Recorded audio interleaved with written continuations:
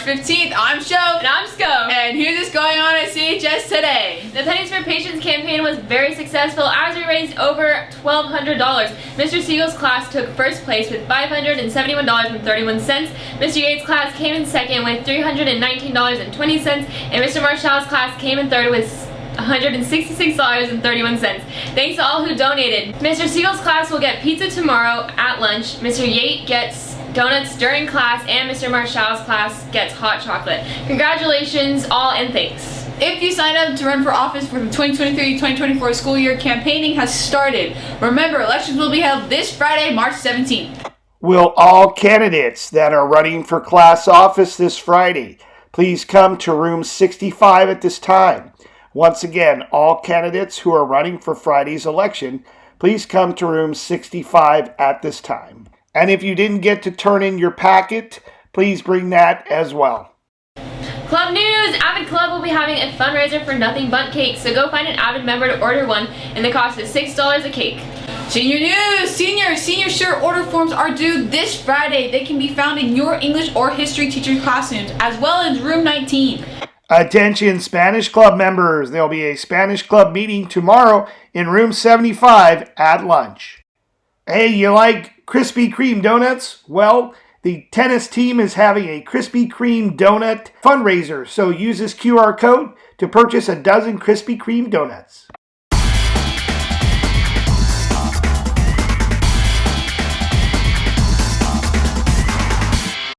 Hey students, want a yearbook? Yearbook pickup is not that far away. You can still pick up a yearbook. Use this QR code to purchase your yearbook for only $85 today.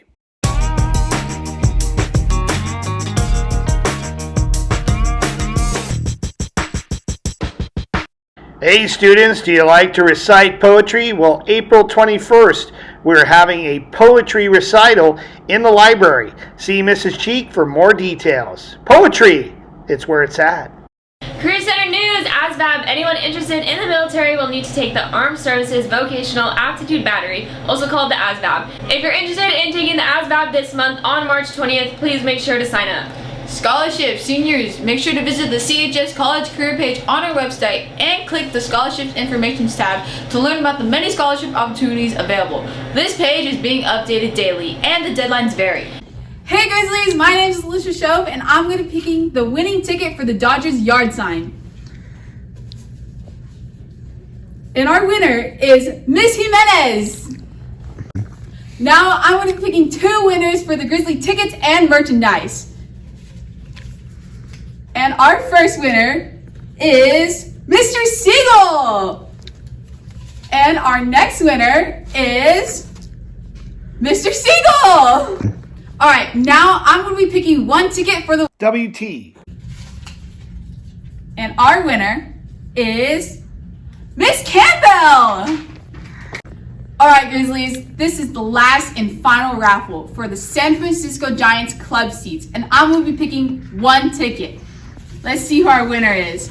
And our winner is Mr. Abrego.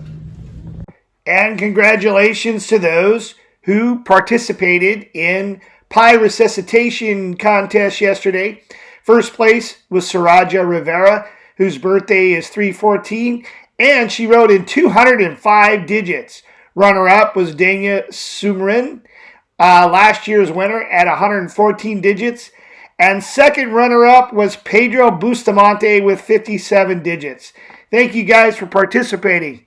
Ag News, if you're interested in showing an animal at the fair, the East Fresno Kiwanis Club wants to help you pay for some of your expenses. The application is due today, March 15th. Ask an ag teacher for more details. There's a John's Incredible Pizza sectional activity night on March 28th. The meeting will be after school and the cost to attend John's is $30. The cost includes a ride there and back, $15 in game credits, all you can eat food, and 3 ride attractions.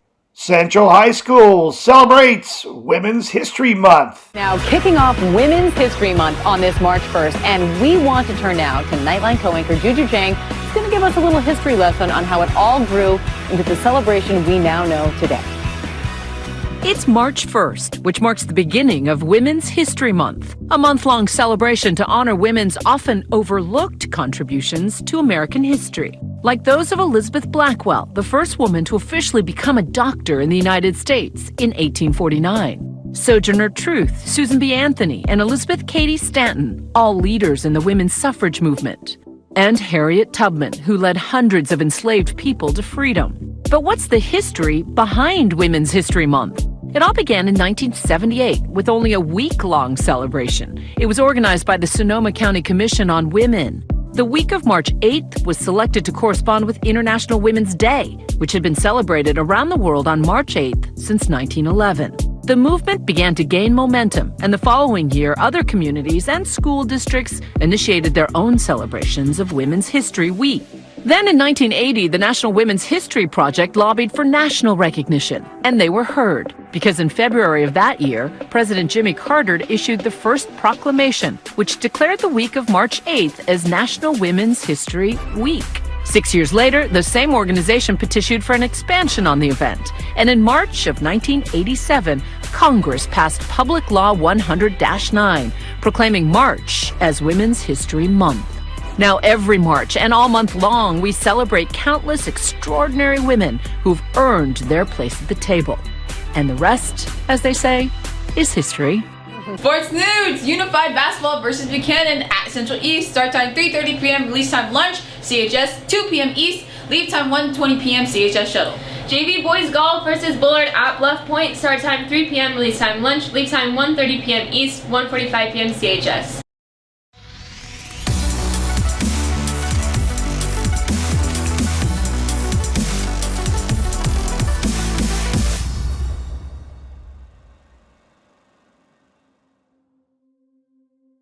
This week on The Harbor, we're going to hear from our good friend Austin Eubanks about what it's like to live with and overcome addiction as a young adult. My name's Austin Eubanks, and I'm the program director for the Foundry Treatment Center in Steamboat Springs, Colorado. And I remember being 11 years old and hanging out with my baseball team, and my dad comes home and says, "We're moving to Denver. I got a new job." So we moved to the big city, and I was enrolled in Denver Public Schools. And it was culture shock for me. I could not fit in. Nobody looked like me. Nobody talked like me. Nobody liked the things that I liked. Going into high school, my parents decided that they would allow me to go out of district to find a new environment, to find a safer environment. So we started touring schools, and eventually we settled on Columbine High School. All of a sudden, things started to feel better.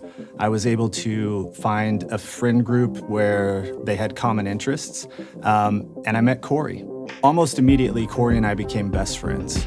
All of a sudden, I had this person who was literally a mirror of myself. We had the same interests. We enjoyed doing the same things. We fished, we played golf, and we became inseparable. And April 20th, 1999, Corey and I were together. We were going to meet friends to go out to lunch, and we walked into the library. And Corey was the first person to say, "It sounds like gunshots." And 5 minutes later, the teacher runs into the library and screams, "Everybody get under the tables." We didn't know what to do. It was immediate shock. What's going on? Is this a joke? This can't be happening. I remember Corey saying, "Don't worry, the cops will come. We'll get through this." 11 minutes later, Corey was dead. He was shot multiple times, and I was hit twice as well. I left the library and went to a triage of police vehicles, and I was in complete shock. I felt nothing. I was completely destabilized because everything that I had found when I regained my identity was lost. Immediately after that, I was taken to the hospital, and I was prescribed a variety of substances for anxiety, pain, you name it. And all I knew was that a lot of educated people were prescribing me substances to make me feel better, and it was working. So when I look at what happened after Columbine, it was only 3 months and I was in active addiction. Prescription substances led to illegal drugs. It led to alcohol, cocaine, ecstasy, and my life continued to spiral out of control. I was never able to gain traction because everything revolved around substances. I had to wake up and use substances. I had to have them every day to be able to function. So my life was turmoil. In 2006, I was strongly encouraged by everybody in my life to go to treatment, and I said, you know what, fine, I'll go. I didn't want to, but I did it. And that was the first moment in my life where I was sitting in a room listening to people talk about addiction, and I said, you know what? These stories sound really familiar. I remember hearing those stories, and it sparked something in me where I said, you know what? I don't think the behaviors that I have around substances are healthy. Unfortunately, 2006 wasn't the end for me. I left treatment and I went back to using. Finally, in 2011, I woke up in jail and I had no idea how I got there. I was in withdrawal, and I had no recollection of the day prior. I was completely blacked out. The police report said I passed out at a restaurant and the paramedics were called, and I had a warrant for a probation violation. And I remember thinking that day, if I don't figure this out, I'm gonna die. So I found another treatment center. I followed instructions. I put one foot in front of the other, and I moved on. I found myself processing grief and trauma that I had experienced at age 17 at age 29 because I was finally free of substances and I could effectively go through the stages of grief. I was able to resolve that trauma and get to a place where I could have a healthy foundation for living, moving forward. 18 months later, I got my first job in addiction treatment, and I've been working in the industry ever since. I really look at the youth population, and I think when you look at addiction, it can be split into two different parts. Addiction is either a result of peer influence or life circumstance. And that life circumstance can be parental influence, it can be trauma, it can be so many different things. Or you fall into a peer group where everybody's using substances and all of a sudden you're using substances as well. The most important part to changing both of those aspects is the support that you have around you. So if you have a peer group that's using substances, be the leader in that group that's going to change. And if they're not willing to fall in line behind that change, find another peer group that is. If you know somebody that's struggling from addiction, or if you have a friend that you see is heading down a road where they have unhealthy behaviors around substances, don't be afraid to talk to them. That's absolutely what they need. I remember looking back on my life and thinking that the people who were partying with me and getting messed up all the time, those were my friends. But the truth is it was the people who were trying to pull me out of that life that were my true friends. Those are the people that cared about me, and those are the people who are in my life today. It's so much easier to change the course of your life before it becomes unmanageable. If you see that you're having trouble with substances, or that you're drawn to using a substance because it makes you feel better, or it allows you to not be present, or it takes you out of your current circumstance, start making changes now, because I promise you it's going to be so much easier in the end. The point to remember is, it's not that you have a disease, it's not that you're powerless, it's that you're powerful beyond measure, and you're just not living up to your full potential. Please stand for the flag salute. Ready, salute. I pledge allegiance to the flag of the United States of America and to the republic for which it stands, one nation, under God, indivisible, with liberty and justice for all. You may be seated.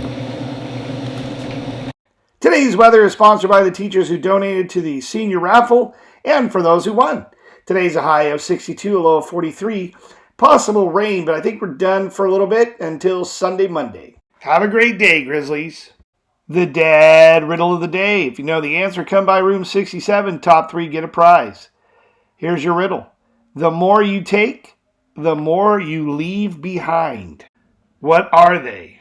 And that's all the news you have for you today, Grizzlies. And don't forget to follow us on Instagram and Twitter at CentralHS_. I'm Melissa Show. And I'm Emma Schofield. And we will see you later.